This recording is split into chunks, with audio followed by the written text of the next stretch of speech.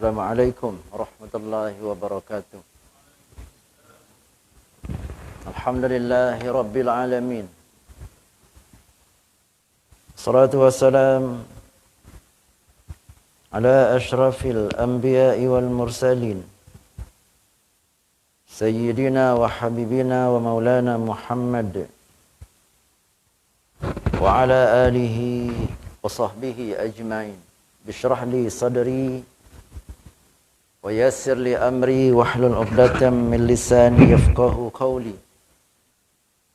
waj'alni wazran min ahli. Allahumma tsabbit janani wa adiril haqqa ala lisani waftah 'alal hadirina futuhal arifin ya arhamar rahimin. Allahumma salli ala sayyidina Muhammadin al-Fatihi lima ughliqa wal khatimi lima sabaqa nasiril haqqi bil haqqi wal hadi ila siratikal mustaqim wa ala alihi wa sahbihi haqqa qadrihi wa miqdarihil azim. Terima kasih saudara pengarusi pengacara majlis Cikgu Rahiman. Yang saya hormati Tuan Kuasa, Tuan Imam, Berbagai Syarak, Tuan Guru, Tuan Haji, Bapak Hajah. Tak lupa kanda saya Haji Bahari, Muslimin Muslimat, para hadirin, semoga kita semua dalam rahmat Allah Tabaraka wa Ta'ala. Amin. Allahumma amin. Kita sama-sama merafakkan syukur pada Allah limpah kurnianya dapat bertemu pada malam yang barakah ni sempena dengan malam Jumaat Sayyidul Ayyam. Saya bersyukur pada Allah Ta'ala dapat hadir. Terima kasih pihak penganjur menjemput malam ni. Saya sebenarnya malam ni ada kuliah di Melaka, di Masjid Tun Said Ahmad, Bukit Beruang, Melaka. Kuliah tafsir malam ni. Tapi saya sebab di masjid tu saya datang 1 bulan tu 4 kali. Saya minta kepada jawatan kuasa membenarkan saya malam ni cuti. Saya datang ke Sagil. Tuan-tuan. Ya. Alhamdulillah pihak sana pun tak ada masalah. Nanti ada yang gantikan tempat saya sementara tu. Saya dapat hadir di sini. Dan saya juga diminta supaya kalau boleh datang sebulan sekali di sini pun kena fikir panjang juga. Sebab aktiviti saya penuh. Di Johor, di Melaka, di luar ni memang kuliah tu padat. Tuan-tuan ni. Tuan-tuan pun rahmati Allah Tabaraka wa Ta'ala, apa pun saya bersyukurlah kepada Allah. Rasanya dah beberapa kali saya datang sini ya, Tuan Jibari. Kali ini datang tazkirah kita ni, kita berada dalam PKPB ni kan. Kita tak boleh nak rapat-rapat. Tak boleh kita ikut sebagaimana ceramah-ceramah yang sebelum ni. Dah diberikan kelonggaran dapat hadir ke masjid dan ke surau pun dah Alhamdulillah. Dapat dengar kuliah, dibenarkan kuliah. Alhamdulillah, syukurlah kepada Allah Tabaraka wa Ta'ala. Bila kita membincangkan tentang Nabi, kita selalu mendengar perkataan maulid dan maulud. Manakah istilah yang tepat untuk kita sebut? Maulid ke maulud? Kalau maulid, maulidur Rasul. Kalau maulud, Mauludur Rasul, itu gitu. Jika kita menyebut perkataan maulud, dia adalah merupakan maknanya maulud itu ialah kelahiran ataupun yang dilahirkan. Kalau dinisbahkan kepada bayi, bayi yang dilahirkan. Kalau dinisbahkan kepada Nabi SAW, Nabi yang dilahirkan, itu maulud. Kalau kita mengatakan bahawa maulid itu terbagi kepada 2 pengertian. Pertama, ada dinisbahkan kepada tempat dan satu lagi dinisbahkan kepada masa. disebut dengan Maulidur Rasul. Dan para ulama mengatakan bahawa istilah ni yang paling tepat untuk disebut dengan Maulid, Maulidur Rasul. Jika dinisbahkan kepada masa kelahiran Nabi sallallahu alaihi wasallam itu ialah dekat-dekat nak subuh. Dan tarikhnya ialah ada mengatakan 2 Rabiul Awal, ada kata 3, ada kata 9 dan ada kata 12. Maka sepakat di kalangan para ulama pendapat yang masyhur Nabi SAW lahir pada 12 Rabiul Awal. Tahun masa itu belum ada tahun macam kita. Maka disebut dengan tahun gajah. Sempena beberapa hari lagi Nabi SAW nak lahir, tentera bergajah yang diketahui oleh Abraha datang menyerang Kaabah. Sebab itu tahun dinamakan tahun gajah. Dan sekiranya dinisbahkan kepada tempat, maka Nabi SAW lahirnya Nabi itu ialah di kota Mekah.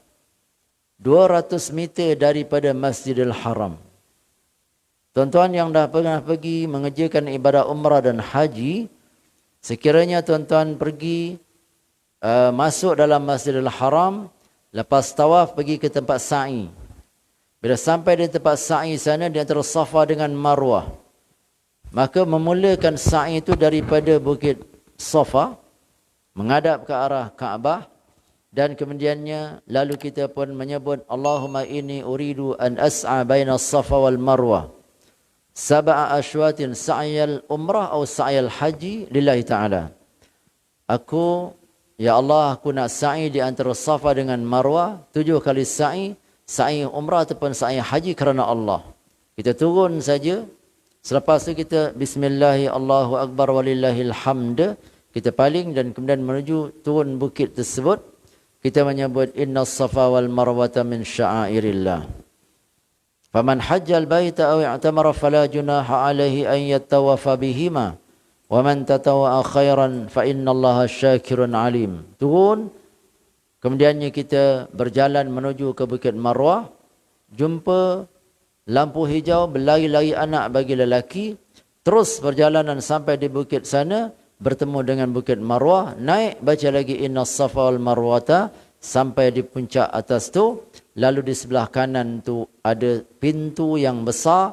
Kita keluar tu, pandang ke depan sana, kita akan nampak 2 bangunan.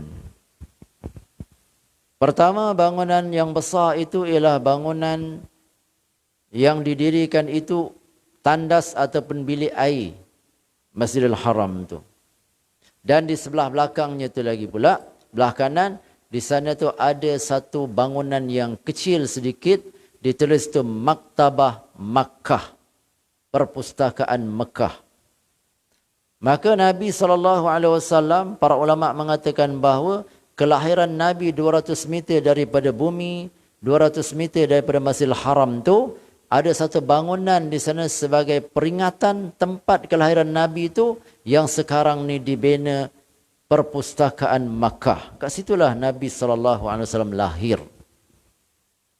Tapi masa itu bangunan itu belum wujud. Wujudnya bangunan itu kemudian ni, dan itu pun ada sebahagian daripada penguasa di Saudi itu yang nak runtuhkan bangunan tersebut. Tetapi seorang ulama terkenal bernama Dr. Said Muhammad Alawi Al-Maliki Al-Hasani, seorang ulama terkenal di bumi Mekah tu. Bila saya ziarah ke Mekah ni, saya akan ziarah ke tempatnya di Rusaifah tu. Tapi dah meninggal Tok Guru ni. Dia menghalang, tuan-tuan, dia tak benarkan pihak penguasa di sana merobohkan bangunan tersebut, dan kemudiannya mengarahkan, memberikan cadangan kepada pihak pemerintah di sana, mengekalkan bangunan itu, dan kemudiannya diletakkan kitab-kitab di dalam itu, dijadikan perpustakaan. Tujuan untuk apa? Supaya siapa yang datang ke bumi Mekah, pergi ke perpustakaan sana, dapat tahulah di situlah tempat lahirnya Nabi kita Muhammad sallallahu alaihi wasallam. Dan di sebelah tu ada satu tempat boleh kita ambil air zam-zam. Air zam-zam tu disalurkan daripada Kaabah, di sebelah Kaabah tu, disalur di bawah tu, dan boleh kita mengambil air zam-zam tu seberapa banyak nak ambil pun tidak dilarang. Nak berkubang, nak mandi kat situ pun boleh. Paipnya besar-besar, airnya keluar mencurah-curah. Dan di sebelah tu ada satu bangunan yang saya sebutkan tadi, bilik air ataupun tandas tu, sampai hari ini masih ada. Masih ada. Dan di situ adalah asalnya rumah Sayyidah Khadijah. Sayyidah Khadijah. Lepas tu ada orang yang faham, tahu di situ bekas tempat rumah tempat tinggal Khadijah yang merupakan isteri Nabi SAW. Bagi orang yang faham dan warak, dia tak akan buang air dalam bangunan tu. Kalau dia masuk pun, dia dah tahu dia tak akan buang air kecil, air besar, tak akan mandi di situ. Kerana apa? Kerana memuliakan isteri Nabi yang pernah tinggal di situ. Tapi bagi orang yang tak tahu, jemaah-jemaah yang lain tu tak tahu, masuk dan buang air di situ tidak menjadi satu kesalahan. Maka di situlah yang saya katakan tadi, disebut maulid tu, di dalamnya, di kawasan itulah Nabi SAW, tempat Nabi dilahirkan di Mekah tu, dan kemudian Nabi SAW membesar di situ, dan kemudiannya bila selepas menjadi Rasul, lalu berpindah daripada bumi Mekah ke bumi Madinah, dan di Madinah lah Nabi SAW mengembangkan Islam, dan wafatnya Nabi di bumi Madinah. Jadi kita sebagai orang Islam ni, kita kena tahu di mana Nabi lahir, di mana Nabi wafat, dan di mana kubur Nabi SAW tu menjadi satu kewajipan bagi setiap orang mukallaf kena tahu. Dan apabila kita mengadakan majlis maulid ni tuan-tuan, ada yang mengatakan maulid ni dihukumkan sebagai bid'ah. Dia kata di zaman Nabi, Nabi tak menyambut akan hari kelahirannya. Para ulama menjawab bahawa kelahiran Nabi SAW, Nabi sendiri mengadakan menyambut hari kelahirannya. Dia punya bukti dia bahawa Nabi SAW pada setiap hari Isnin, Nabi berpuasa. Lalu ada sahabat yang bertanya kepada Nabi SAW, "Ya Rasulullah, kenapa engkau berpuasa pada setiap Isnin dan juga Khamis?" Nabi SAW menjawab, "Aku berpuasa pada hari Isnin sebab hari Isnin aku dilahirkan." Jadi Nabi tiap-tiap minggu Nabi menyambut birthday Nabi itu dengan berpuasa. Nabi sendiri menyambut hari kelahirannya dengan berpuasa. Dan aku berpuasa juga pada hari Isnin kerana aku dilantik menjadi Rasul pun pada hari Isnin, kata Nabi SAW. Dan pada hari Isnin itu juga, para ulama mengatakan dalam kitab, Allah Subhanahu wa taala menumbuhkan pohon-pohon. Di mana pohon yang tumbuh itu kemudiannya bila membesar, berbunga, potik, berbuah, buahnya boleh dimakan oleh manusia. Manusia boleh menikmati akan buah tersebut.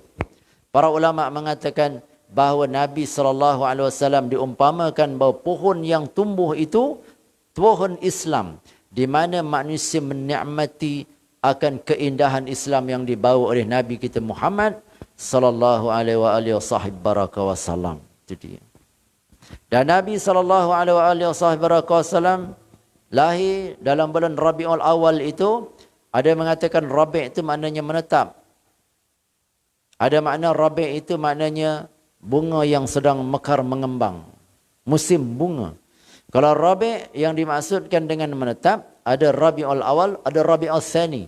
Ada Rabiul Awal ataupun Rabiul Akhir. Kita sekarang dah berada pada Rabiul Akhir. Malam ni dah malam yang ketiga. Ya. Kalau dia nisbahkan kepada Rabi' menetap, sebelum kita masuk cerita bab Rabi' ni, kita sebut bab Safar dulu. Apa makna Safar? Safar itu maknanya kosong.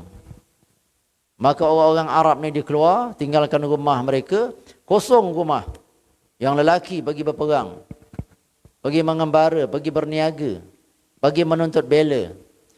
Kemudiannya selepas beberapa bulan, balik ke rumah tersebut, dinamakan Rabiul Awal, menetap yang pertama. Dah lama banyak, semua dah menetap, semua dah duduk rumah masing-masing. Lepas sebulan dinamakan Rabiul Tsani ataupun Rabiul Akhir, menetap betul dah. Itu dia. Ya, jadi ada Rabiul Awal, Rabiul Tsani ataupun Rabiul Awal, Rabiul Akhir. Dan ada dinisbahkan kepada Rabi' itu maknanya bunga yang mengembang, mekar. Nabi SAW lahir ketika bunga-bunga ni sedang berkembang. Sebagai isyarat kata ulama, berkembangnya risalah Nabi SAW di atas muka bumi. Sebagaimana berkembangnya bunga-bunga pada musim bunga tersebut. Jadi kita jawab bahawa Nabi puasa pada hari Isnin, menerima risalah sebagai seorang Rasul pada hari Isnin, dan majlis diadakan sempena dengan maulid ini tuan-tuan. Semuanya majlis di dalamnya tu mengandungi isi-isi yang baik-baik belaka. Di antaranya sebelum kita mengadakan majlis maulid, diadakan sembahyang berjamaah, betul kan? Maghrib berjamaah. Kalau yang lepas isyak, maghrib dan isyak berjamaah. Kalau yang di siang hari, mungkin ada yang selepas zuhur, ada yang waktu duha, ada yang selepas subuh. Maknanya ada aktiviti-aktiviti, ada diisi dengan ibadah.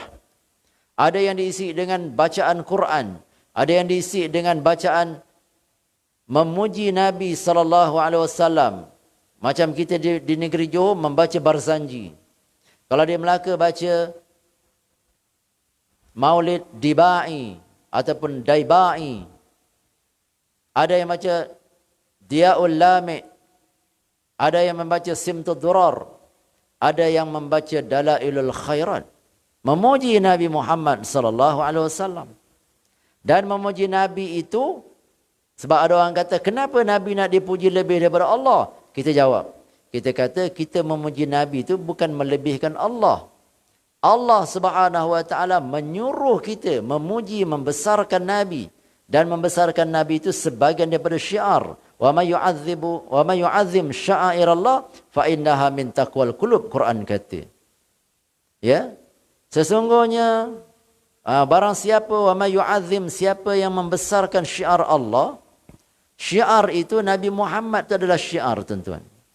Siapa yang membesarkan syiar Allah, siapa yang membesarkan Nabi Muhammad SAW, itu adalah lahir daripada ketakwaan hati, kata Allah.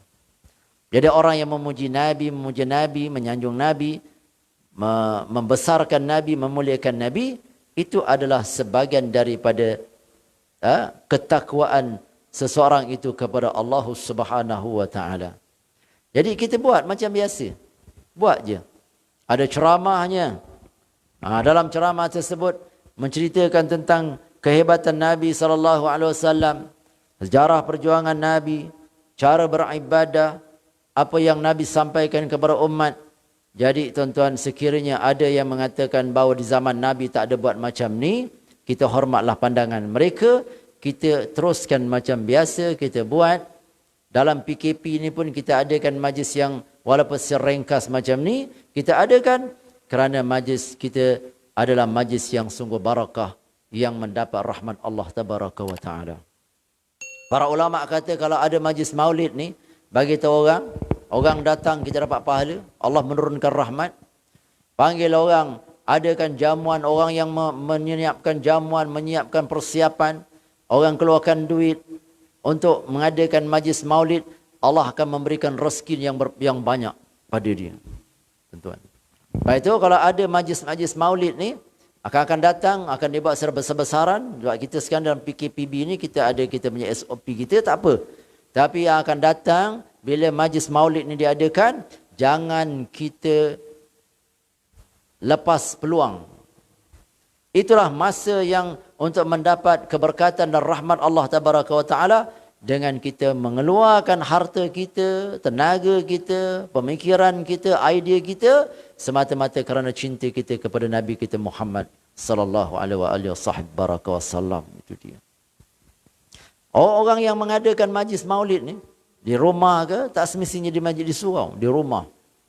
Panggil kumpulan-kumpulan qasidah ke sebagainya kan. Kemudiannya bacalah sejarah kerasulan Nabi Muhammad SAW tu, maka rumah tu akan diberkati oleh Allah Tabaraka wa Ta'ala. Baik tu, kita adakan majlis malam ni, kita menyebut Nabi, berselawat pada Nabi ni tuan-tuan kan. Rasulullah SAW menyaksikan majlis kita ini tuan-tuan.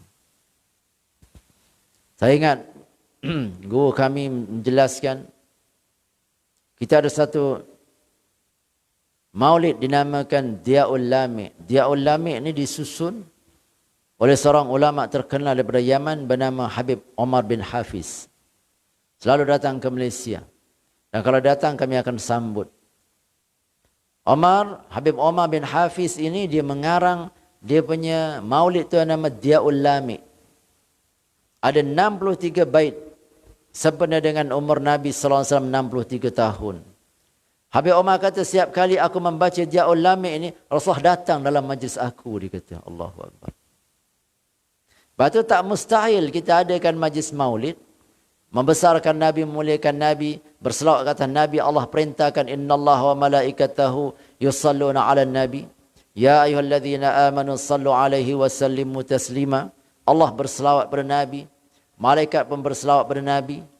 Kita dianjurkan berselawat. Berselawat itu man shalla 'alayya salatan wahidatan sallallahu biha asyra. Siapa yang berselawat kepada aku sekali, kata Nabi, maka Allah berselawat kepadanya 10 kali. Selawat Allah Ta'ala itu maksud dia Allah menurunkan rahmat. Sekali kita berselawat kepada Nabi, 10 rahmat turun kepada kita. 10 kali kita selawat kepada Nabi, 100 rahmat turun kepada kita. 100 kali kita selawat kepada Nabi, 1000 rahmat turun kepada kita. Allah curahkan rahmat kepada kita. Rahmat itu makna kasih sayang. Himpunan daripada Rahman dan Rahim. Dan 1000 kali kita berselawat kepada Nabi SAW, ada riwayat mengatakan bahawa Allah jauhkan dia daripada api neraka.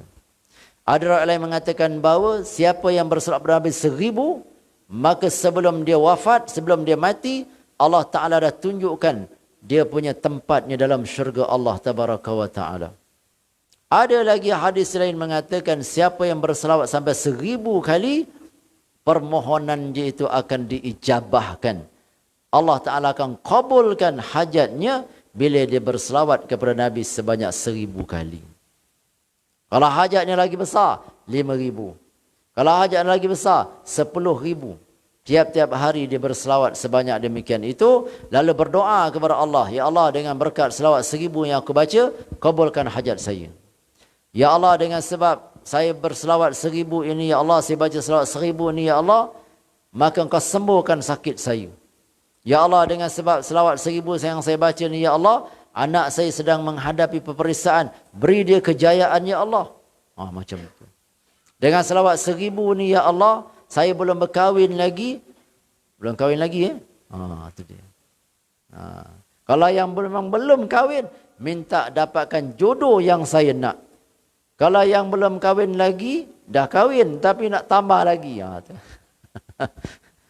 Minta kepada Allah dengan selawat tu, minta bertawassul kepada Nabi Muhammad sallallahu alaihi wasallam, sehingga Nabi mengatakan bahawa siapa yang hajatnya payah untuk diterima Allah, doa-doa belum kabul, hendaklah dia berselawat banyak-banyak kepada aku, kata Nabi sallallahu alaihi wasallam. Allahu akbar. Ini selawat. Baca selawat ni tuan-tuan. Selawat ni ada selawat yang ma'thur. Ada selawat yang ghairu ma'thur. Ada selawat yang ma'thur ni memang datang daripada Nabi. Dan selawat yang datang daripada Nabi ini dimaktubkan dalam Quran. Allahumma salli ala Muhammad wa ala ali Muhammad kama sallaita ala Ibrahim wa ala ali Ibrahim wa barik ala Muhammad wa ala ali Muhammad kama barakta ala Ibrahim wa ala ali Ibrahim fil alamin innaka Hamidum Majid. Ada dalam Sahih Bukhari. Ada juga dalam Sahih Bukhari ditambah dengan Allahumma salli ala Muhammad wa ala ali Muhammad wa azwajihi wa dzurriyyatihi. Ditambah dengan azwaji wa dzurriyyatihi. Itu dalam Sahih Bukhari. Lalu ada yang bertanya, bagaimana kami nak berselawat pada Nabi ni? Boleh tak kami menambah dengan Sayyidina? Ada orang bertanya. Dalam fiqh Syafi'i pun kita baca tidak ada Sayyidina dalam salat. Allahumma salli ala Muhammad wa ala ali Muhammad. Kama sallaita ala Ibrahim wa ala ali Ibrahim. Dan dibahas oleh Ibnu Hajar mengatakan bahawa para sahabat, para tabi'in, tabi'ut tabi'in pun tidak menyebut Sayyidina. Lalu dalam salat para ulama kata sebut je Allahumma salli ala Muhammad wa ala ali Muhammad kama sallaita ala Ibrahim wa ala ali Ibrahim. Dan fatwa-fatwa yang lain pun mengatakan demikian. Walaupun ada sebagian ulama mengatakan kalau nak sebut Sayyidina boleh, tak ada masalah. Tetapi dalam salat itu masih ada perkhilafan. Tetapi di luar salat, siapa saja yang nak menyebut perkataan Sayyidina itu silakan. Tidak ada bantahan di luar salat. Batulah orang di luar salat bila dia berselawat kepada Nabi, Allahumma salli ala Sayyidina Muhammad. Orang kata kenapa engkau pandai-pandai menyebut perkataan Sayyidina? Kita jawab, yang menyebut Sayyidina itu Nabi sendiri sebut. Saya, kata Nabi, adalah Sayyid walida Adam, waladal Adam, wala fakhar. Aku ni adalah penghulu kepada seluruh anak Adam, tetapi aku tidak sombong dan tidak takabur. Nabi sendiri menyatakan dirinya sebagai Sayyid, penghulu kepada seluruh manusia dan kepada seluruh nabi-nabi yang lain. Jadi kita kalau selawat kepada Nabi nak sebut Sayyidina boleh tak? Boleh. Allahumma salli ala Sayyidina Muhammad wa ala ali Sayyidina Muhammad.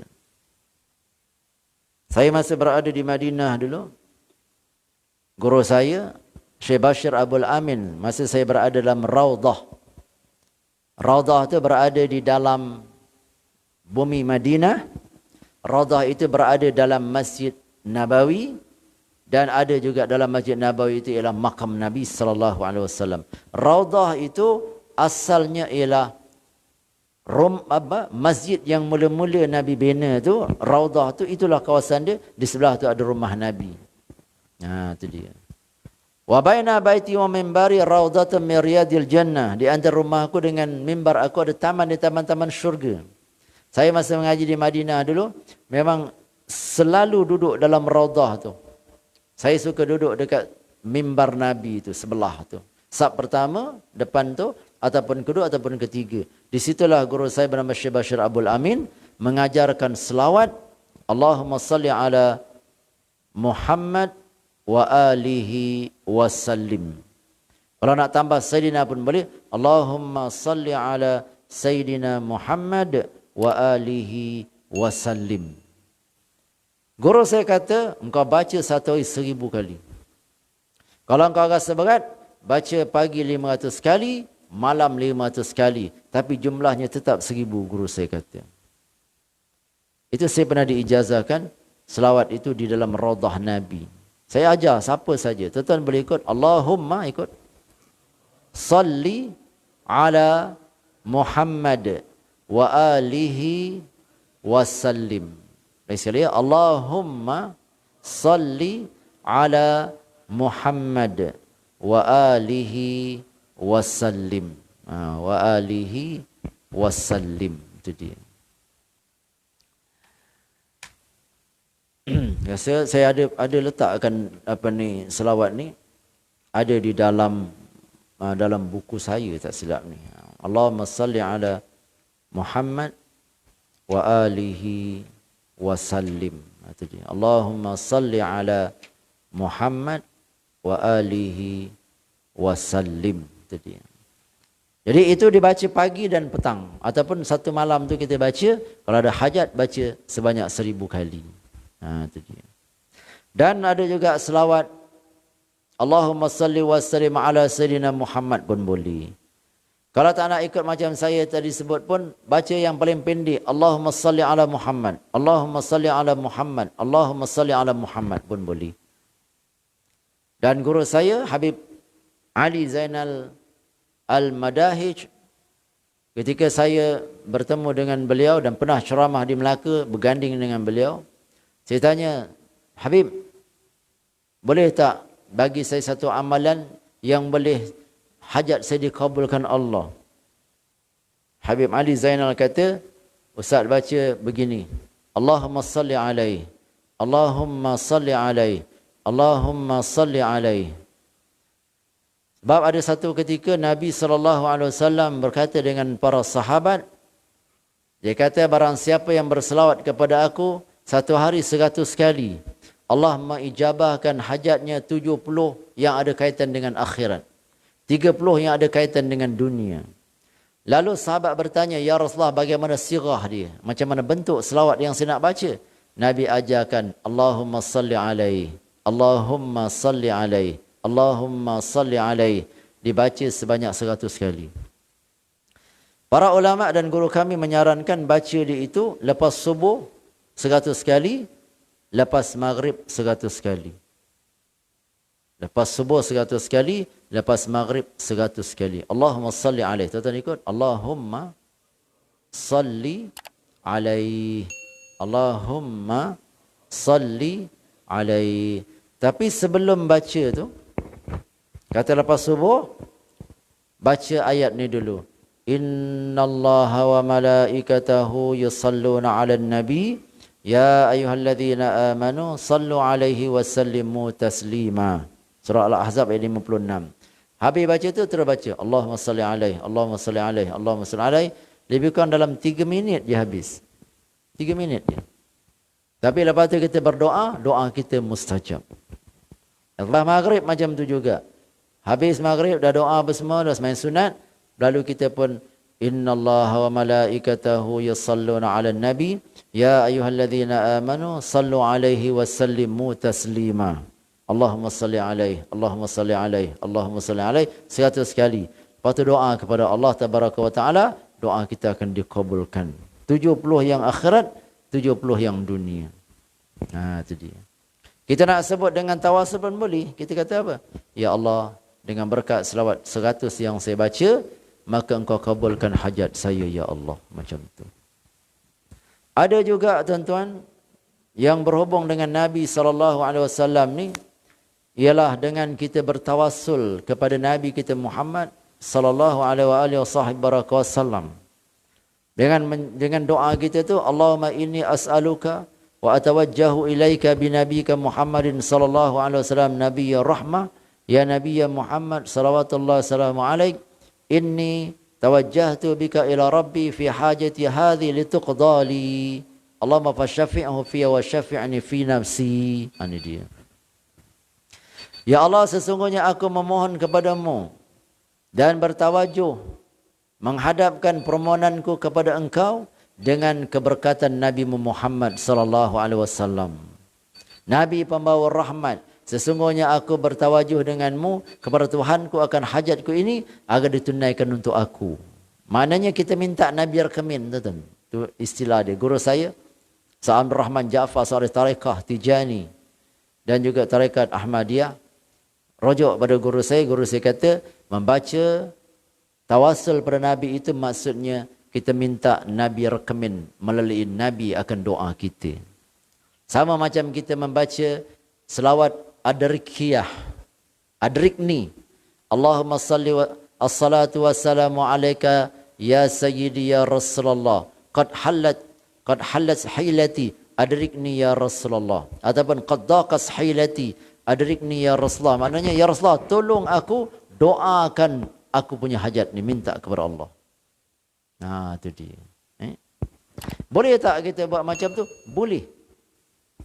Pernah di zaman Nabi SAW disebut dalam kitab Ababul Faraj, guru kami Sayyid Muhammad, dan kitab Syawarikul Anwar ada pun disebut, dan beberapa kitab yang lain. Satu orang mafahim yajib an tusahhah pun ada juga disebut dalam kitab tu, karangan Datuk Sayyid Muhammad. Satu orang datang jumpa Nabi, matanya buta, dia tak nampak. Dia jumpa Rasulullah masih hidup. Kata, ya Rasulullah, doakan saya tak nampak. Dunia ni saya tak nampak, gelap. Rasulullah kata, kalau kamu buta terus, nanti Allah Ta'ala bagi kamu pahala besar, nanti dari kiamat Allah akan bagi ganjaran yang besar. Rasul dia kata apa? Ya Rasulullah, saya nak tengok dunia ni ya Rasulullah, dia kata. Baiklah, kalau begitu Rasulullah kata, pergi wuduk dengan sempurna. Lepas berwuduk dengan sempurna, sembahyang 2 rakaat. Ulama mengatakan sembahyang 2 rakaat tu boleh kita sembahyang dengan sembahyang hajat. Lalu Rasulullah ajarkan dia habis tu, lepas sembahyang hajat kau baca ni, Allahumma inni as'aluka wa atawajjahu ilaika binabika Muhammadin sallallahu alaihi wasallam nabiyyur rahmah ya Nabi ya Muhammad, inni tawajjahtu bika ila Rabbi fi hajati hadhi lituqdali. Itu dia. Maka lelaki ini pun dia pun buat berwuduk, kemudian sembahyang 2 rakaat, lalu dia baca apa yang Nabi ajar. Lepas tu dia doa. Bila dia kata fi hajati hadhi lituqdali, maknanya Tuhan dengan keberkatan Nabi ini maka engkau bukakan pemandangan saya. Lelaki itu dia tiba-tiba matanya celik. Lalu dikatakan bahawa dia tak pernah, dikatakan seolah-olah macam tak pernah buta. Cerah matanya, nampak melihat alam. Dengan menyebut nama Nabi Muhammad sallallahu alaihi wasallam, bertawassul dengan nama Nabi. Tuan-tuan. Habis orang kata, itu masa Nabi masa hidup.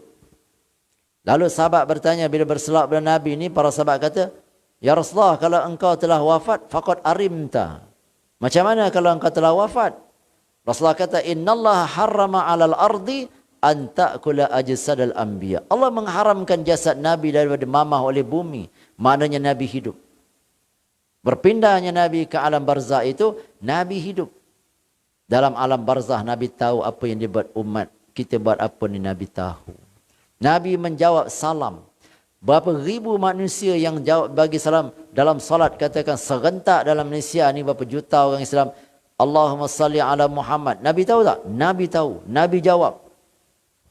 Nabi hidup di alam tersebut. Ada malaikat yang datang begitu dengan Nabi, ya Muhammad, ni orang bagi salam kepada kau, bagi salam kau, berselawat kepada kau. Baik itu Nabi kata, man salla alayya salatan wahidatan sallallahu biha asyara. Jadi Nabi kata, walaupun aku mati, tetap salam itu akan dijawab. Sebab Allah mengharamkan jasad Nabi daripada disambar, dimakan oleh tanah.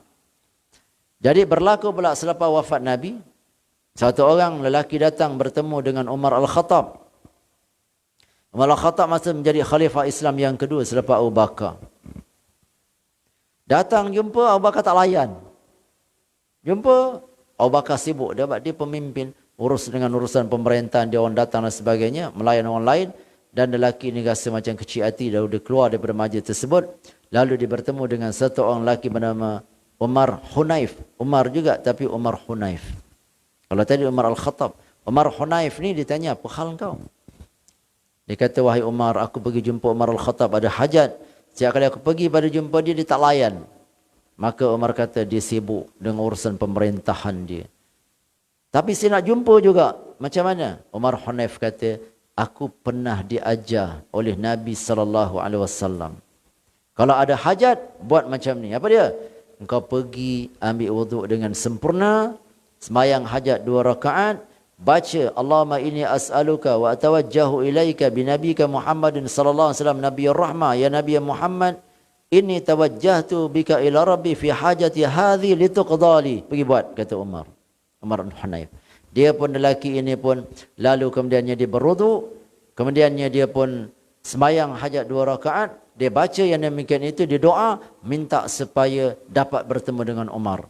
Lepas dia baca tu, dia pergi jumpa Umar. Umar melayannya sebaik-baik manusia dilayan. Allah mengkabulkan doa orang yang membaca akan tawasul ini tadi. Umar pun sambut, kau nak apa? Apa yang kau nak? Maka dilayan dengan sebaik-baik layanan. Allahu Akbar. Jadi guru kami mengatakan bahawa siapa yang mengamalkan tawasul pada Nabi ini, doanya akan diijabahkan Allah. Ada dalam kitab saya ni, tuan-tuan, kitab saya. Nanti kalau nak dapat, boleh dapat. Ada dalam kitab saya. Dia punya doa ni. Jadi bertawassul. Jadi kita bila berselawat, selalu dengan Nabi. Macam sekarang, tuan-tuan, kita nak pergi Madinah, belum tentu je. Ada yang dah buka dah dia punya penerbangan boleh pergi. Tapi bila sampai dalam Masjidil Haram, boleh tawaf. Tapi lepas tawaf nak pergi ke Multazam, tak dapat lekap. Sedangkan itulah yang sangat-sangat dikendaki. Memang para ulama kata berdoa depan Multazam tu 100 meter ke belakang pun boleh, mustajab lagi. Tapi kebiasaan kalau dah sampai ke Mekah, macam mana pun nak sentuh Kaabah kan.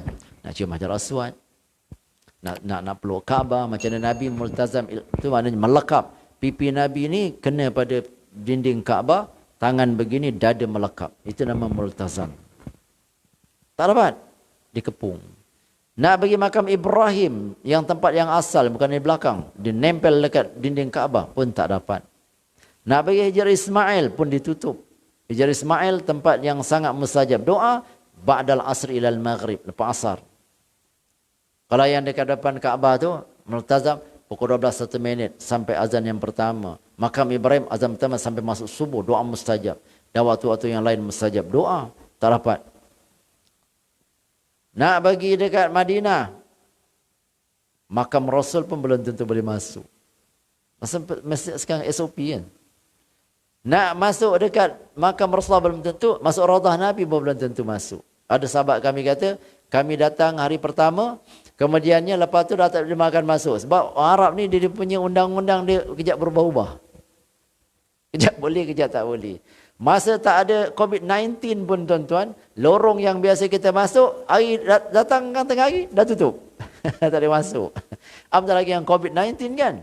Jadi macam mana cara kita sekarang ni nak rasa nikmat berselawat dengan Nabi? Guru kami kata, siapa yang pernah pergi ke Madinah, kalau dia berselawat di Malaysia ni, maka kamu gambarkan kamu sekarang berada di depan makam Rasul. Faham tak? Itu dia. Kamu berasa kamu sedang berada di depan makam Rasul. Assalamualaikum ya Rasulullah. Assalamualaikum ya Nabi Allah. Assalamualaikum ya Habib Allah. Assalamualaikum ya safata khalqillah. Selawatlah. Kita rasakan kita sedang berada di hadapan makam Rasul. Kalau sekarang ni kita boleh gambarkan.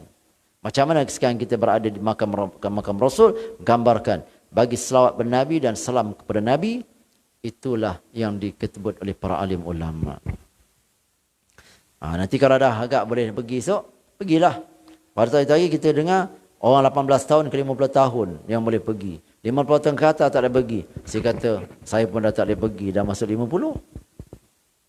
Lepas tu yang baru-baru ni disebut, boleh sampai umur 70 tahun. Alhamdulillah.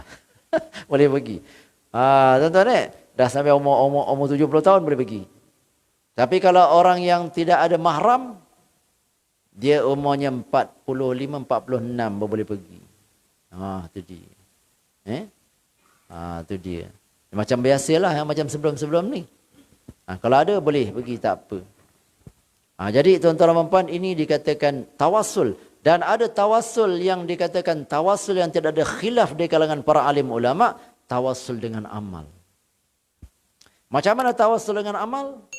Tawassul dengan amal ini ialah pernah berlaku di zaman di mana 3 orang disebut dalam kitab Sahih Bukhari itu, bagaimana 3 orang ni dia masuk dalam gua, tiba-tiba pintu gua tertutup dengan batu. Lalu masing-masing berkata, macam mana ni tolak tak bergerak, besar batu menutup pintu gua. Lalu pakak-pakak dia kata, engkau apa ada amalan kau? Sebutlah amalan kau, doalah kepada Tuhan. Mudah-mudahan Allah Ta'ala kabulkan.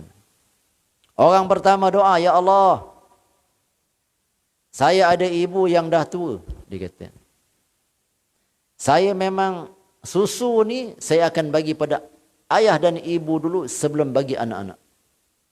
Tapi ya Allah, satu hari saya balik, mak ayah dah tidur. Saya tak sampai hati nak kejut mak ayah yang dah tidur ni. Nak bagi susu kepadanya. Anak merengik, minta. Saya tak layan. Saya tidur dekat rumah ayah tu sampai menunggu mak ayah saya sedar. Bila dia sedar, saya hulurkan susu tersebut untuk mak ayah saya. Saya dahulukan dia kerana kasih dengan mak ayah dan menghormati kedua ibu bapa. Ya Allah, sekiranya saya punya amalan ni engkau reda, ya Allah, engkau terima, minta tolong bukakan pintu gua ni. Bergerak tuan-tuan, batu tu. Dengan doa, dengan sebab amal itu tadi. Bergerak, kerap. Bukan yang insung matak ajik semar ngising, bukan. Yang insung matak ajik semar ngising, tak. Ini memang minta kepada Allah betul-betul. Okey, engkau orang kedua, bagi doa dengan Allah. Mudah-mudahan. Masa tu boleh buka. Baru buka sikit, dah nampak dah. Dia kata apa? Ya Allah, saya ada satu orang perempuan. Perempuan ni memang cantik-cantik gila lah. Kata. Nafsu saya ni memang membuat-buat untuk buat sesuatu pada dia. Dah saya berada pada celah kelengkang dia, ya Allah. Untuk melakukan kejahatan dengan dia untuk memuaskan hawa nafsu saya. Tiba-tiba perempuan ni dia kata apa? Ittaqillah, takutlah kamu kepada Allah tabaraka wa taala. Tersentak saya, ya Allah. Bila dia kata takutlah kamu kepada Allah, maka saya tak jadi melakukan perzinahan dengan perempuan tersebut. Saya jaga diri saya tu daripada melakukan kejahatan. Kalau perbuatan saya engkau redha, ya Allah, maka minta tolong bukakan pintu gua. Bergerak pintu gua tu lagi sikit. Pintu gua bergerak. Dengan sebab tadi dia meninggalkan kejahatan itu tadi. Engkau orang yang ketiga, mudah-mudahan lepas ni boleh buka, boleh keluar. Ya Allah, saya ada orang datang bagi harta pada saya. Kemudiannya dia tinggalkan. Harta ni saya kembangkan dia dengan membeli beberapa ekor kambing. Saya ternak kambing ni membiak sampai satu padang. Tuan dia tak datang pun, tak datang. Dah banyak kambing tu, tiba-tiba satu hari muncul kelibat tubuh ni, datang-datang tengok. Oh, ni dia yang pernah bagi harta kat saya. Lalu dia tanya, dia nak balik harta tu. Saya kata, tu harta kamu tu dekat depan tu. Apa dia? Kambing yang macam tu punya banyak. Ambillah, itu hak kamu. Itu bukan hak saya. Cuma saya uruskan je. Tuan ni ambil kambing tu, seekor pun tak bagi pada saya, ya Allah, dia kata. Ya Allah, saya uruskan tu, dah sebenarnya banyak kambing-kambing yang saya pelihara, saya uruskan dengan harta dia tu. Satu ekor kambing pun dia tak bagi saya, ya Allah, dia kata. Lalu saya serahkan semua kepada tuan tersebut, dan dia pun ambil kambing semua, tak tinggalkan seekor pun pada saya. Saya buat dengan penuh keikhlasan, ya Allah. Kalau engkau terima amalan saya ni, engkau tolong minta bukakan pintu gua. Buka betul, tuan-tuan. Tiga-tiga boleh keluar daripada gua dengan amal yang dia minta kepada Allah tu, dengan tawassul dengan amal. Jadi kita ni ada tak amal? Ada. Ya Allah, tiap-tiap malam saya sembahyang tahajud. Kalau engkau reda dengan sembahyang saya malam tahajud ni, ya Allah, engkau sembuhkan sakit saya yang lama tak baik-baik ni. Macam tu buat. Tu dia. Contoh tu contoh. Ya Allah, saya tiap-tiap minggu saya berpuasa Isnin Khamis, Isnin Khamis, Isnin Khamis, semata-mata mencari redha engkau, ya Allah. Kalau engkau terima amalan saya, kabulkan hajat saya apa minta. Minta kepada Allah. Ya Allah, saya tiap-tiap maghrib memang saya datang berjamaah di surau ataupun di masjid. Sebab saya tahu menghidupkan sunnah itu, man tamassak bis sunnati 'inda fasadi ummati falahu ajru mi'ati syahid. Siapa yang berpegang dengan sunnah aku, maka baginya 100 pada syahid. Saya hidupkan sunnah Rasulullah sallallahu alaihi wasallam, dan kalau engkau terima, ya Allah, apa yang saya buat ni, maghrib saya datang, subuh saya pergi, berjamaah saya tak tinggal, maka engkau kabulkan hajat saya. Boleh tak? Boleh. Ataupun dengan bersedekah, ya Allah, saya memang rajin bersedekah. Kita cakap dengan Allah, jangan cakap dengan orang. Saya rajin bersedekah. Kalau engkau reda sayanya sedekah saya ni, ya Allah, engkau kabulkan hajat saya. Itu namanya tawassul dengan amal. Kalau yang belum mak dah tua kan, cakap dengan Allah, ya Allah, saya memang sayang mak ni. Saya jaga mak saya, ya Allah. Pagi-pagi saya datang, saya tengok makan dia, minum dia apa semua. Ayah dah meninggal, saya tengok mak, saya uruskan mak. Macam tu contoh. Ataupun dua-dua dah masih ada tapi umur tua, saya tengok mak saya, ayah saya, sihat tak sihat. Saya dulu tanya, Pak, Mak, macam mana, apa khabar? Saya hari-hari saya macam tu, ya Allah. Kalau engkau reda, kabulkan hajat saya, permohonan saya. Itu tawassul dengan amal. Yang tidak ada khilaf di kalangan para alim ulama di sebelum dalam kitab sahih, dalam hadis. Jadi tuan-tuan dan puan rahmati Allah tabaraka wa taala. Inilah yang pada malam ni kita cerita sedikit tentang bagaimana kemuliaan Nabi kita Muhammad sallallahu alaihi wasallam. Tapi saya berpesan pada tuan-tuan, selain daripada yang saya sebutkan tadi amal tu, selawat kepada Nabi ni tuan-tuan jangan tinggal. Saya tanya guru-guru tuan-tuan ni. Kalau ada hajat, ada masalah, derita, sedih, apa yang susah nak dirungkaikan tu, guru-guru saya banyak mengatakan, selawat kamu kepada Nabi SAW. Kebanyakan saya tanya guru saya, kebanyakan guru saya kata 1000 jangan kurang. Gitu. Tak banyak, tak lama, duduk sekejap tu lalu sebut Allahumma salli ala Muhammad wa alihi wasallim, Allahumma salli ala Muhammad wa alihi wasallim. Guru saya di Melaka tu, Sahibul Fadilah Ustaz Zulkifli Ismail. Saya pernah juga, sekarang ikut kuliah Syekh Nuruddin Al-Marbu dekat Sungai Udang, mengaji hadis Bulughul Maram. Ni sekarang dah PKP ni banyak ditangguhkan kelas. Saya walaupun mengajar, pergi mengaji lagi, cari guru. Ada mengaji hadis, mengaji kitab, pergi.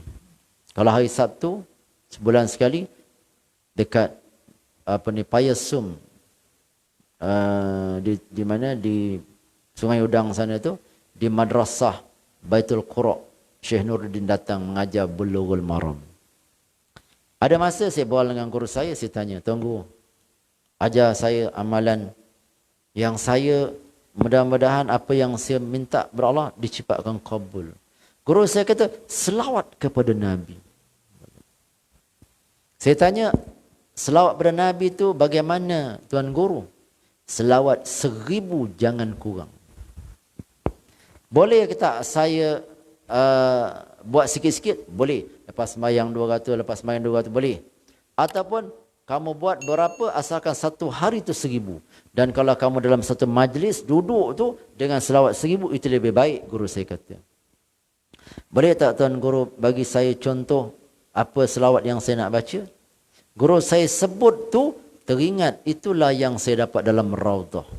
Guru saya kata Said Hawa di Mesir, dia kata dalam kitabnya, dia buka dekat dalam dia punya maktabah tu, dia keluarkan ni kitabnya Nazri, dia kata Said Hawa. Buka belakang, ada menyebut barang siapa yang belum bertemu dengan guru yang mursyid, hendaklah dia memperbanyakkan selawat kepada Nabi, nanti Allah yang tarbiyah dia dan didik dia sebelum bertemu dengan guru yang mursyid. Kita ada guru murabi ajar macam tu kan. Ada guru yang mursyid, dia boleh baca hati kita. Saya ada guru mursyid, kalau saya terlalai tu, tahu dapat telefon. Engkau buat apa? Guru saya. Itu guru yang mursyid, tuan-tuan. Dia boleh, pandangan dia tembus, dia boleh tahu. Tapi kalau kita cerita bab macam ni, dia bawa pada fitnah, orang macam tak percaya. Ada belajar ilmu sihir ke? Tak. Tapi guru tu adalah guru yang mursyid. Dia membimbing anak muridnya itu kepada pengabdian sungguh-sungguh kepada Allah. Dia tak bagi can anak murid itu lalai suka-suka hati, tak bagi. Maka kalau belum bertemu dengan guru yang mursyid, guru saya kata, Said Hawa kata, hendaklah kamu memperbanyakkan selawat kepada Nabi sallallahu alaihi wa alihi wasahbihi wa baraka wasallam. Nanti Allah yang tunjukkan kamu jalan-jalan hidayah yang betul. Allahu Akbar. Jadi bila guru saya kata, engkau baca je Allahumma salli ala Muhammad wa alihi wasallim, Allahumma salli ala Muhammad wa alihi wasallim, 1000. Guru saya kata, mujarabah. Sampai satu tahap, engkau punya bibi, engkau mulut, engkau masin. Engkau sebut je, Tuhan akan kabulkan dengan keberkatan Nabi Muhammad sallallahu alaihi wasallam. Allahu Akbar. Jangan ragu, selawat. Sedih gitu kan, ya Allah, selawat. 1000 sekali jalan, lepas tu doa. Susah, selawat. Susah cari rezeki, selawat kepada Nabi. Kan satu kisah, seorang sahabat. Ya Rasulullah, saya kerja tapi tak boleh simpan. Tak dapat nyimpan. Kerja dapat rezeki, habis. Tak dapat nak nyimpan. Apa yang saya nak buat ya Rasul? Rasulullah kata, setiap kali kau masuk rumah, kau buat ni, kata Rasulullah. Apa dia? Masuk rumah, Assalamualaikum. Tak ada orang, Assalamualaikum wa ala ibadillahi salihin. Lepas tu Nabi kata apa? Berada dalam rumah, selawat kepada aku. Sekali cukup, selawat juga. Allahumma salli ala Muhammad.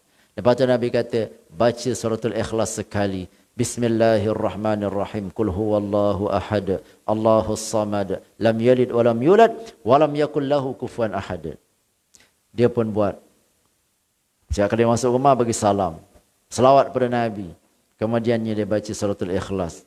Selang berapa lama, kerja-kerja juga. Jangan tak kerja. Jangan duduk dekat rumah. Ni aku dah baca ni kan datang rezeki. Tak. Umar Al-Khattab, dia pergi masjid-masjid, dia tengok ada orang sedang meratib je. Sedang berzikir-zikir. Kau buat apa? Dia kata, saya berzikir. Untuk apa? Supaya nanti orang datang bagi makan. Tak. Pergi keluar, pergi bekerja. Tak akan turun daripada langit hujan emas. Umar marah. Jadi kerja-kerja. Jadi sahabat ni dia kerja macam biasa. Dia dapat rezeki melempah-lempah dengan amalan yang Nabi ajar tu. Dia kata apa? Ya Rasulullah, saya tak boleh simpan lagi kat rumah. Saya agih-agihkan kepada orang. Banyaknya harta dapat, banyak rezeki dapat. Ni masa PKP ni kan. Masa ada orang dapat kerja, tak dapat kerja ni, buatlah. Masuk rumah, Assalamualaikum. Allahumma salli ala Muhammad. Bismillahirrahmanirrahim. Qul huwallahu ahad, Allahus samad, lam yalid walam yulad, walam yakul lahu kufuwan ahad. Allah akan bagikan rezeki yang banyak. Tuan-tuan, saya buat ni dah lama tuan-tuan. Daripada saya dapat daripada guru saya, memang betul. Dapat rezeki tu, saya terpaksa agih-agihkan pada jiran-jiran adik-beradik, orang-orang saya bagi. Betul tuan-tuan, amalan ni. Betul. Orang kalau saya balik ceramah ni, orang bagi makanan ni, saya terpaksa agih-agihkan orang lain. Betul. Ini amalan yang cukup bagus. Dan satu lagi sempena PKP ni kan. Supaya sebab kita tuan-tuan ni dalam masa musim macam ni kadang-kadang ada orang yang kerjanya terbengkalai kan. Ada yang kerjanya dibuang, ada yang tak rapat, ada yang sedih sebab dia punya kerjanya tak dilanjutkan lagi tau. Ada. Apa amalan yang bagus selain daripada selawat ni? Ialah membaca hasbunallahu wa ni'mal wakil. Quran kata, kisah macam mana para sahabat dalam masa berlaku peperangan, orang-orang kafir semua berkumpul ni. Alladzina qala lahumun nas, innan nasa qad jama'u lakum fakhshawhum fazadahum imana wa qalu hasbunallahu wa ni'mal wakil. Itu surah Ali Imran 173. Jadi kan, para ulama kata, bila orang-orang Islam ni, dia kata orang-orang kafir dah kumpul dia punya bala tentera, dia nak nyerang. Lalu ada orang kafir kata, kau tak takut ke? Kau takutlah ni, ramai ni nak bunuh korang. Lalu, fazadahum imana. Bertambah keimanan mereka. Mereka kata apa? Hasbunallahu wa ni'mal wakil. Cukuplah Allah tu sebagai penolong aku. Jadi kan, kita ni, para ulama kata, kalimah hasbalah ni, bagi orang-orang yang takut, resah, gelisah, bimbang. Ada yang takut nanti pekerjaannya itu dibuang kan. Takut musim-musim macamnya rezeki tak banyak, tak dapat. Sebab dalam keadaan yang kita tak boleh pergerakan yang bebas kan. Guru saya kata, hendaklah kau membaca hasbunallah wa ni'mal wakil. Hasbunallah wa ni'mal wakil. Hasbunallah wa ni'mal wakil. Sebanyak berapa kali? 450 kali. Jangan kurang. Satu hari. 450 kali dalam setengah jam je. Setengah jam je. Hasbunallah wa ni'mal wakil. Hasbunallah wa ni'mal wakil. Hasbunallah wa ni'mal wakil. Tak panjang. Boleh baca. Itu dia. Baca 450 kali. Itu memang hasbunallah wa ni'mal wakil tu, huruf alif tu ada berapa bilangan dia? Huruf sin ada berapa? Memang dinamakan adadul jumal dalam kaedah kiraan para alim ulama. Jumlah dia 450. 450 tu jangan lebih, jangan kurang. Sebab guru saya kata, dia macam kita ada kunci. Kunci tu ada berapa dia punya gigi dia kan. Kalau gigi tu terkurang, pintu tak boleh buka. Lebihkan dia punya mata pun, masukkan dalam tu pun tak boleh buka. Itu dia punya kaedah dia. Jadi guru kami kata, 450. Lalu kemudiannya kamu doa, ya Allah, dengan berkat aku membaca hasbunallah 450 ni, maka engkau kabulkan hajat saya. Jangan tuan-tuan ragu. Sebab ini adalah ayat Quran. Dia ayat Quran. Dia bukannya perkataan awliya. Bukan perkataan Nabi. Kalau dia datang daripada Quran, kita kena yakin bahawa itu adalah kalam yang tidak ada keraguan padanya. La raiba fi. Tidak ada keraguan. Kerana dia kalam Allah. Alladzina qala lahum an-nas inna an-nasa qad jama'u lakum fakhshawhum fazadahum imana wa qalu hasbunallahu wa ni'mal wakil. Jadi hasbunallahu wa ni'mal wakil tu bagi orang yang dah tak ada daya lagi dah. Dia zikirkan tu pasrah serah kepada Allah, cukuplah penolong aku ialah Allah dan yang menjadi penjamin aku ialah Allah. Itu dia. Allah akan kabulkan. Kalau buat seminggu-seminggu terus, malam-malam lah buat. Guru saya kata, bagusnya kau sembahyang hajat 2 rakaat dulu. Lepas tu kau terus tasbih. Hasbunallahu ni'mal wakil, hasbunallahu ni'mal wakil, hasbunallahu ni'mal wakil. Kadang kita berhadapan dengan masalah keluarga, masalah rumah tangga, masalah pekerjaan, masalah yang kita takut macam-macam. Kalau orang perempuan, takut dia apa? Anak nak pesa. Orang lelaki tak takut, orang lelaki boleh tidur nyenyak. Orang perempuan, aduh anak aku ni duduk luar negeri, macam mana nak pesa. Kan? Biasa anak nak pesa, isteri kita memang kadang dia yang puasa, kita tak puasa. Betul kan? Orang perempuan suruh dia hasbunallahu ni'mal wakil, hasbunallahu ni'mal wakil, hasbunallahu ni'mal wakil. Jadi inilah yang tip-tip sini tuan-tuan. Apa yang saya sebutkan ni, nanti tuan-tuan, kalau tuan-tuan ada dalam keadaan yang susah-susah macam ni, ada dalam ni satu doa Nabi Adam AS. As'aluka, Allahumma inni as'aluka imanan yubashshir qalbi. Siapa yang baca doa Nabi Adam ni, Allah luaskan rezeki dia. Kalau dia tak nak pun, Allah akan bagi rezeki itu kepada dia. Ada dalam buku saya ni, kalau siapa nak dapat nanti, boleh dapatkan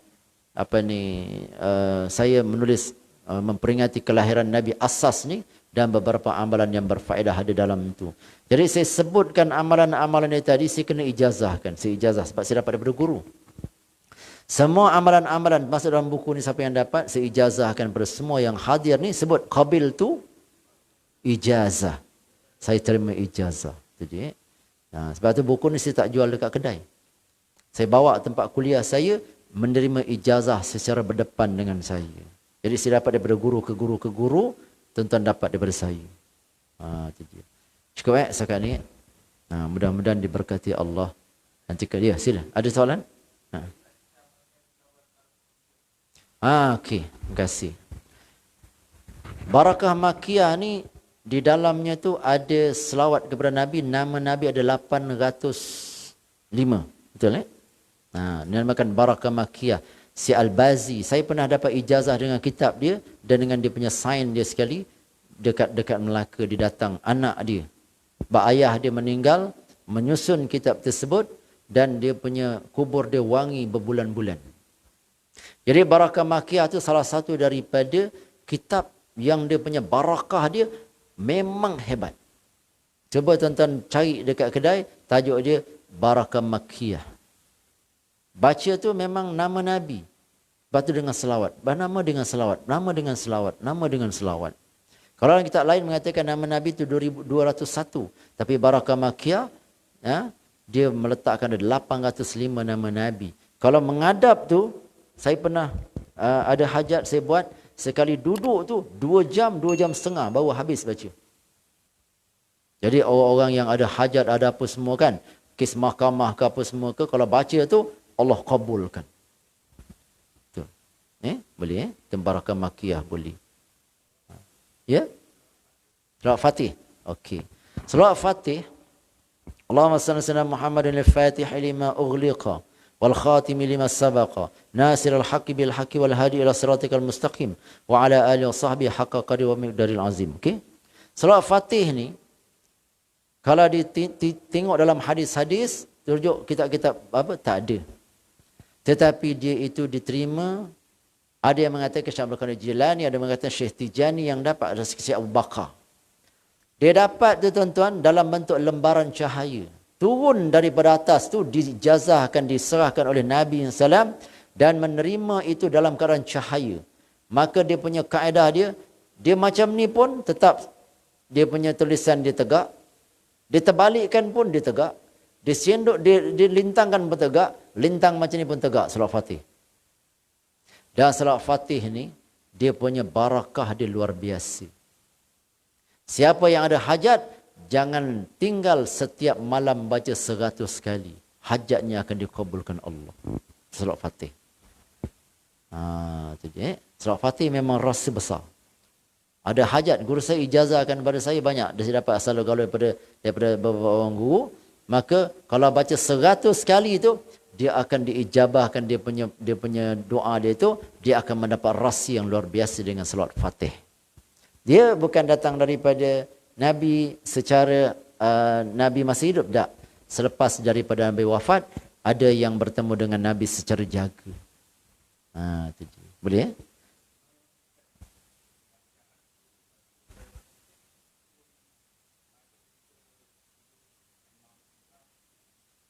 Okey. Kalau kita ada hajat, duduk satu tempat, kita baca. 100 lah. Kalau selawat-selawat yang biasa ni, yang pendek-pendek lah kan. Selawat ni dia berbeza dengan zikir lain tuan-tuan ni. Zikir yang lain, subhanallah, subhanallah, mesti kena baca betul-betul. Dengan tartilnya, dengan ikhlasnya, dengan tawaduknya. La ilaha illallah, la ilaha illallah, subhanallah, subhanallah, subhanallah, alhamdulillah, alhamdulillah. Mesti dengan penuh keikhlasan. Kalau kita baca main-main, sampai tengok TV, subhanallah, subhanallah, tak jadi. Jangan main bola, subhanallah, subhanallah, gol! Kan? Tak dapat pahala. Tapi selawat ni, dalam keadaan riak ke, dalam keadaan lara ke, dalam keadaan bual-bual sambil selawat ke, tetap dapat 10 rahmat satu selawat. Itu kehebatan selawat. Boleh faham itu dia. Dalam keadaan kita sambil-sambil tu kita Allahumma salli Muhammad, tetap dapat. Rahmat tu tetap turun. Berbeza dengan zikir-zikir yang lain. Itu dia. Jadi kalau kita ada hajat, elok kita duduk satu majlis kita tu, wangi-wangikan dulu. Lepas tu baru kita, macam juga selawat tafrijiyah kan. Salat tafrijiyah itu Allahumma salli salatan kamilah wa sallim salaman taman itu, saya dapat ijazah daripada guru saya dengan cara banyak-banyak kaedah. Ada guru saya kata, terus buatlah. Tapi ada guru saya, selawat tafrijiyah itu ataupun selawat kamilah itu, atau selawat selawat tafrijiyah, selawat kamilah. Dia tiga tu ada nama, 4 nama tu. Siapa yang ada hajat besar, dia baca 4,444 kali. 4,444 kali. Kalau baca setakat 11 kali ni, rezeki lancar. Setiap hari baca 11 kali, rezeki lancar. Tapi kalau ada hajat besar, 4,444 kali, jangan lebih 8 hari. Itu dia. Jadi satu hari bacalah 500 lebih lah. Sampai hari yang ke-7, dah berhenti. Lepas tu berdoa kepada Allah, ya Allah dengan berkat aku baca selawat tafrijiyah ni sebanyak 4,444 kali, engkau kabulkan hajat saya. Baru kita lepas tu berdoa. Itu tafrijiyah.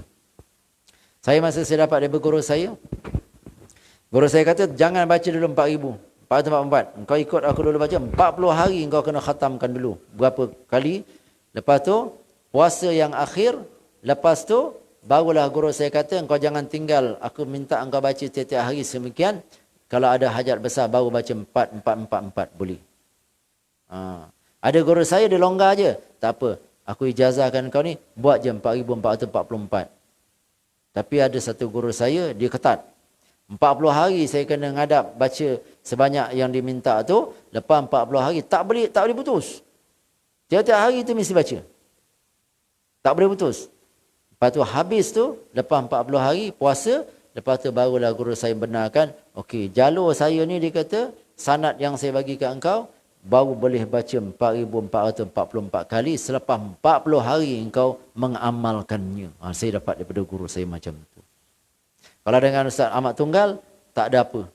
Dapat je ijazah daripada dia, boleh baca terus 4,444 Ustaz Ahmad Tunggal. Tapi guru saya yang seorang, Ustaz Yahya, dia tak bagi. Dia kata selagi belum khatam 40 hari, kau jangan baca 4. Jadi saya khatam dekat Mekah. Masa saya pergi umrah tu, telefon, saya khatam di Mekah. Yang ijazah di sini, saya khatam di sini, saya pergi Mekah, khatam lagi di Mekah, lepas tu saya baca dekat Madinah, habiskan di Mekah. Itu dia.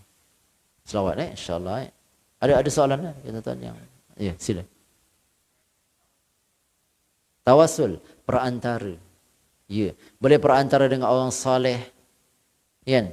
Dengan barakah orang saleh. Kalau dengan Nabi tawasul tu bermakna kita minta Nabi doakan. Itu maksud dia, bertawasul dengan perantara. Boleh. Ahlus Sunnah wal Jamaah membenarkan boleh. Itu bertawasul. Boleh? Ada gitu tuh? Tak ada. Jadi itulah. Saya buat buku ni, satu tu RM10 untuk dapatkan dana madrasah lah. Dan juga kebajikan. Saya ada buat tabung juga. Mana-mana saya pergi ceramah. Sebab saya nak naikkan di belakang madrasah saya yang sedia ada tu. Madrasah sedia ada tu memang dah siap, dah ada pengajian. Tapi di belakang tu nak buat asramanya, buat musallahnya. Semua tu ada 7-8 bangunan menelan belanja dekat 2 juta. Saya dah beli tanah tu dekat 50,000 lah, 40,000 lebih. Saya tambak je dekat 2,000. Dekat 2,000 lori. Sawah belakang tu saya dah tambak. Dah cantik dah. Semalam berlaku banjir besar kan. Tapi Alhamdulillah lah nampak dia lalu tepi je. Malam masan banjir. Malam tadi hujan lebat. Bangun pagi tengok air dah penuh kat keliling itu. Jadi saya nak tambak lagi sikit lagi. Ada sikit lagi dalam satu kaki tu. Lepas tu plan-plan madrasah semua, tapak plan semua dah siap dah. Tinggal cari dana. Saya nak naikkan musalla dulu. Musalla tu dia punya bentuk dia macam Masjid Demak. 40-60 kaki. Ada beranda dia secara terbuka dan dia punya bumbung dia semua daripada tanah liat. Harga lebih kurang 350,000. Dan itu yang saya tengah carikan dana ni. Kalau siapa-siapa ada nak infak, nak wakaf ke, boleh kita terima dan kita bagikan resip madrasah. Itu dia. Lepas tu baru naikkan asrama. Dan asrama, bangunan-bangunan semua bentuk ala Belanda. Sebab saya punya pemaju tu yang arkitek dia dan engineer tu dia memang selalu pergi ke Belanda dan sebagainya. Dia tengok jenis-jenis bangunan-bangunan tu, dia akan dirikan macam tu. Semua dah ada pelan-pelan, semua dah siap. Jadi saya buat satu-satu insya-Allah, barulah nanti kita akan ada pelajar boleh duduk kat dalam tu dengan pengajian tahfiz dan basarat dan kitab-kitab lama. Jadi doakanlah insya-Allah, mudah-mudahan percaya insya-Allah. Amin Allahumma amin. Assalamualaikum warahmatullahi wabarakatuh. Kalau sesiapa yang ada hajat nak mengikuti pengajian di madrasah saya ajar sendiri 4 kitab. Tiap-tiap malam Khamis pukul 9 malam sampai 10.30. Setiap malam Khamis dekat Asahan. Itu dia. InsyaAllah. Subhanakallah wa bihamdika asyhadu an la ilaha illa anta astaghfiruka wa atubu ilaik. Bismillahirrahmanirrahim. Wal 'asri innal insana lafi khusrin illa alladhina amanu wa 'amilus solihat. Tawassaw bil haqqi wa tawassaw bis sabr.